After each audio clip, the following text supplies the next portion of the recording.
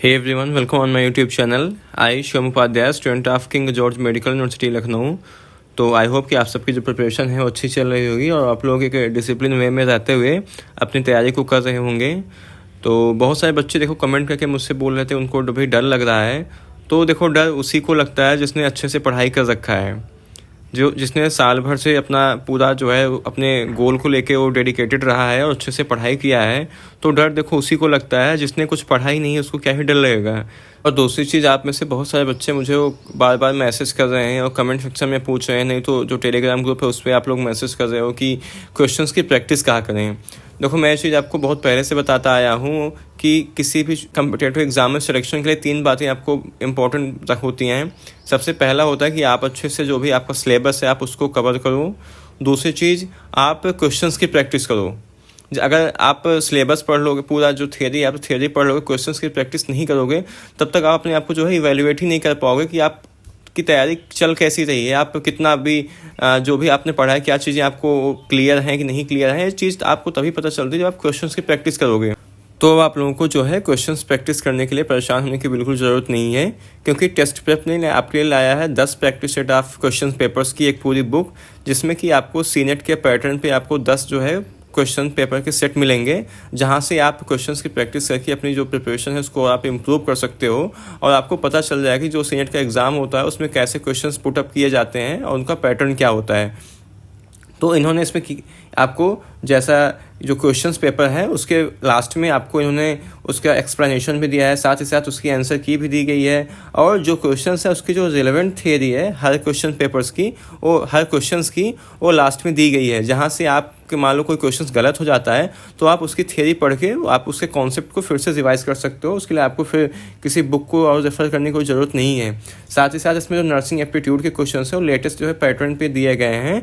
और बुक के लास्ट में आपको वहाँ पे इन्होंने OMR शीट प्रोवाइड की है, जहाँ से आप सेम जैसे आप एग्ज़ाम में आपको OMR शीट मिलती है वहाँ वैसे आपको OMR शीट यहाँ पे मिलेगी, जहाँ से आप अपने ऑप्शंस भर के अपनी तैयारी को इम्प्रूव कर सकते हैं।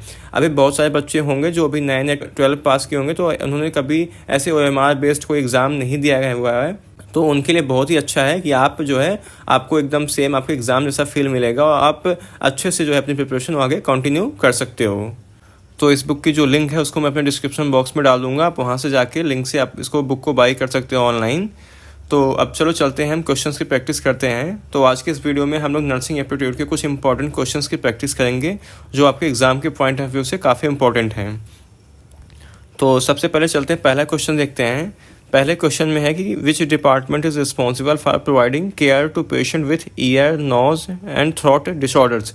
बेसिकली इसको ENT बोलते हैं, ठीक है। इसमें ENT का फुल फॉर्म ही होता है कि क्या ईयर नोज और थ्रोट। आप लोग ऐसे आपने सुना होगा कि मतलब कान नाक गले के जो डॉक्टर होते हैं, बेसिकली यहाँ पे वही चीज़ बोल रहा है। तो वो ऑप्शन देखते हैं। पहले ऑप्शन में है कि ओटोलैरिंगोलॉजी डिपार्टमेंट, बी है डर्मेटोलॉजी डिपार्टमेंट, सी है गैस्ट्रोएंटेरोलॉजी डिपार्टमेंट एंड डी है हेमेटोलॉजी। तो देखो जो ओटोलैरिंगोलॉजी होता है यही डिपार्टमेंट होता है जहाँ पे आपको ईयर नोज और थ्रोट जो इसका डिसऑर्डर होता है उसका ट्रीटमेंट होता है। तो इसका कौन सा ऑप्शन सही है? इसका यहाँ पे फर्स्ट ऑप्शन जो है सही होगा। क्या होगा? ओटोलैरिंगोलॉजी। और डर्मेटोलॉजी देखो इसमें डिपार्टमेंट में आपको स्किन से रिलेटेड जो भी डिसऑर्डर्स होते हैं उसका ट्रीटमेंट यहाँ पे होता है। और गैस्ट्रोएंटेरोलॉजी में आपके जो गैस्ट्रो संबंधित जो भी प्रॉब्लम्स होती हैं पेट से संबंधित उसका यहाँ पे इलाज होता है। और हेमेटोलॉजी जो होता है वो बेसिकली जो ब्लड की स्टडी होती है यहाँ पे होती है, इसका जो या फिर जो इसके डिसऑर्डर्स होते हैं उसका ट्रीटमेंट यहाँ पे होता है। अब अगला क्वेश्चन देखते हैं।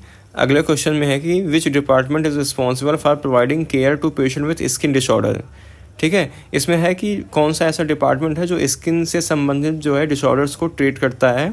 तो ऑप्शंस क्या क्या हैं? पहला है डर्मेटोलॉजी, बी है ऑन्कोलॉजी, सी है हेमेटोलॉजी एंड डी है रिमेटोलॉजी।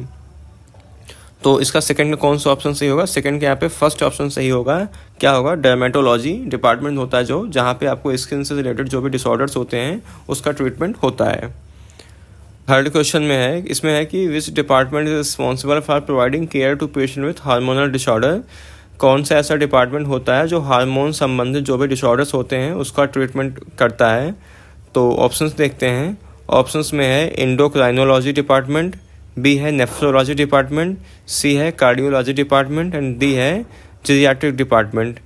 तो थर्ड का कौन सा ऑप्शन सही होगा? थर्ड का यहाँ पे फर्स्ट ऑप्शन जो है सही होगा। क्या होगा? एंडोक्राइनोलॉजी डिपार्टमेंट, जहाँ पे हार्मोनल जो डिसऑर्डर्स होते हैं उसका ट्रीटमेंट होता है। तो अब क्वेश्चन नंबर 4 देखते हैं। क्वेश्चन नंबर 4 में है कि which department is responsible for providing the care to patient with lung respiratory disorders. कौन सा डिपार्टमेंट होता है जो लंग से संबंधित जो भी डिसऑर्डर्स होते हैं उसको ट्रीट करता है या फिर उसके लिए केयर प्रोवाइड करता है?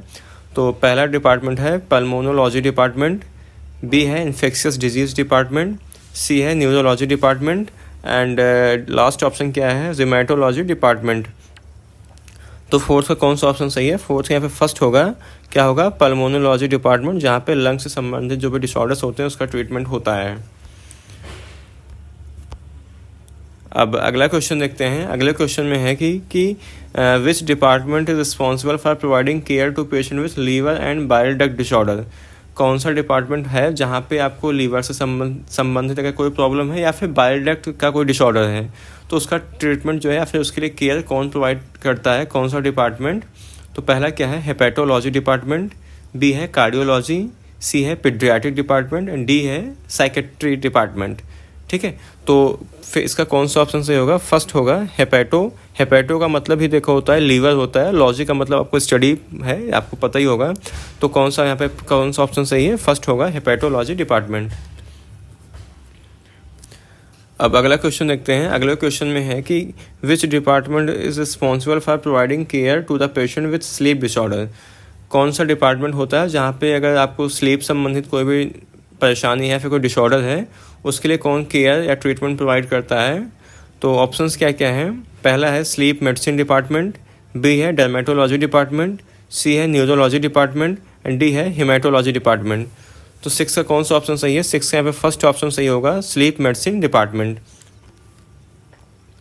अब अगला क्वेश्चन देखते हैं। अगले क्वेश्चन में है कि which department is responsible for providing care to patient with infectious bone and joint disorders. Infectious bone and joint disorders का ट्रीटमेंट जो है कौन सा वो डिपार्टमेंट जो है प्रोवाइड करता है?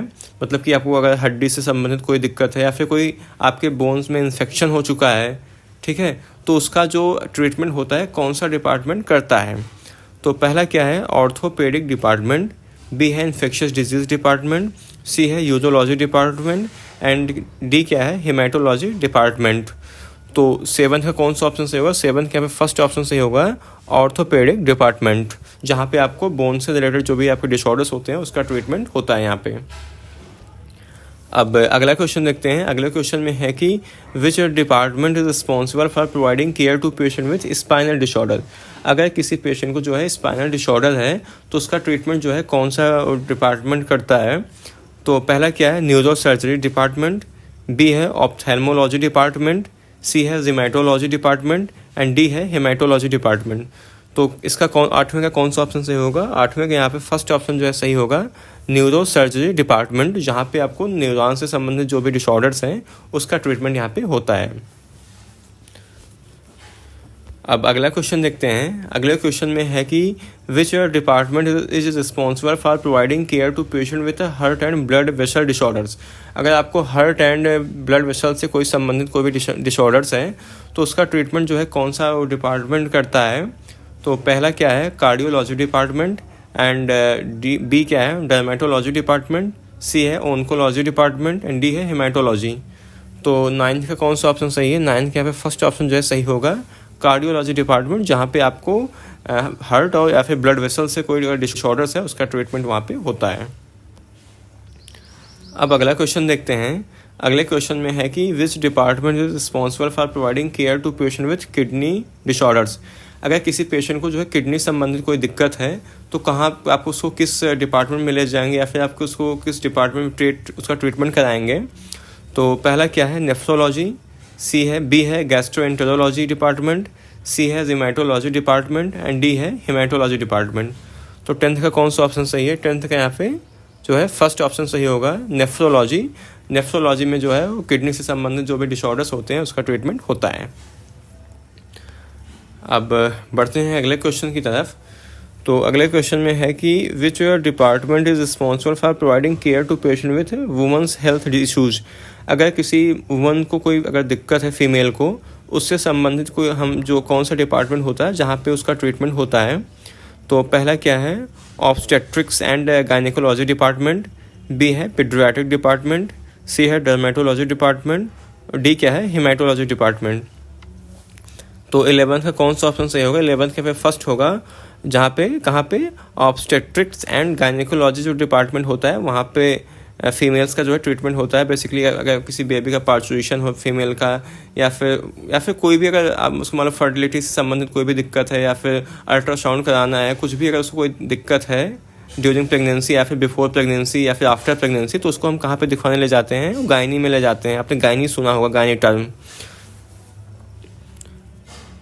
अब अगला क्वेश्चन देखते हैं। अगले क्वेश्चन में है कि which department is responsible for providing care to the patient with children's health issues. अगर चिल्ड्रन से, बच्चों से संबंधित कोई अगर दिक्कत है किसी पेशेंट को, तो उसको हम कहाँ पे दिखाते हैं उस पेशेंट को, बच्चे को?